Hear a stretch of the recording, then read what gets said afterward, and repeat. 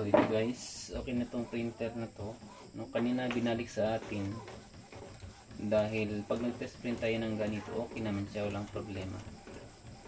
Pero kapag nag-xerox tayo, doon na makita natin yung problema. Umuuntol-untol eh. So, may nilagay tayo ng papel. Yan. So, check natin, xerox tayo. Yan. Kung okay na ba.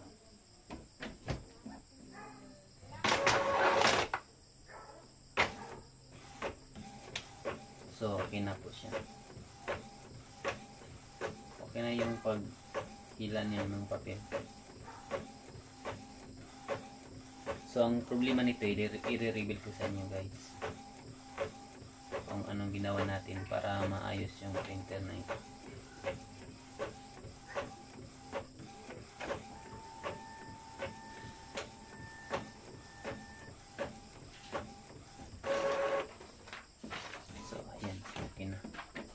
So, nung binalik sa atin, pagkatapos niya mag-xerox, ay mag-read ito.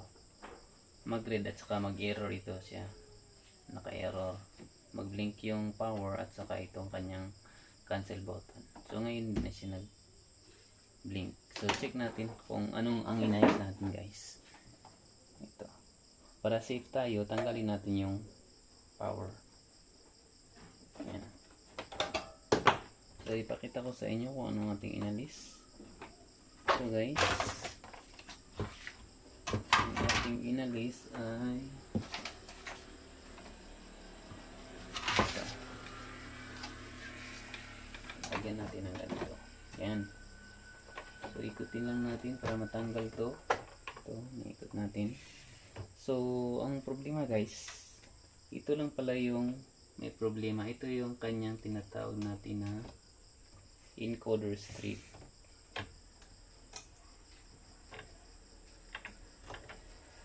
Okay, itong encoder strip na ito, nag-i-error ang printer nito kung ito ay marumi. So dahil maraming mga uk-uk, yung mga cockroach doon sa loob ng printer, nadumihan nila tong kanyang encoder strip. So hindi na ma-read ng ating printer, kaya ganun, pauntol-untol yung kanyang print.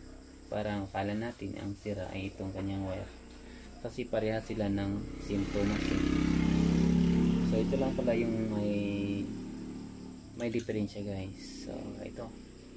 So yan. So okay na itong printer pagkatapos natin siyang ibalik. So linisin lang natin ulit.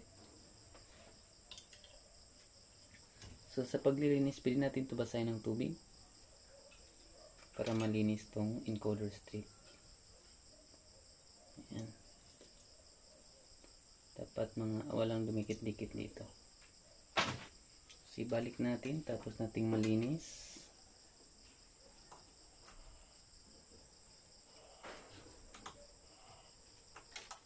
Ayan.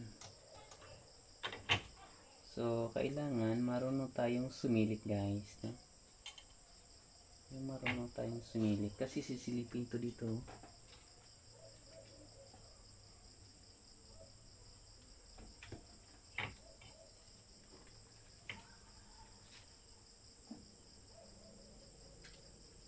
Yan, dapat maninilip tayo ng printer kasi papasok natin doon sa bangag eh. May butas kasi siya doon, napapasukan. So yun na po, napasok na natin sa kanyang bangag. So okay na yung printer.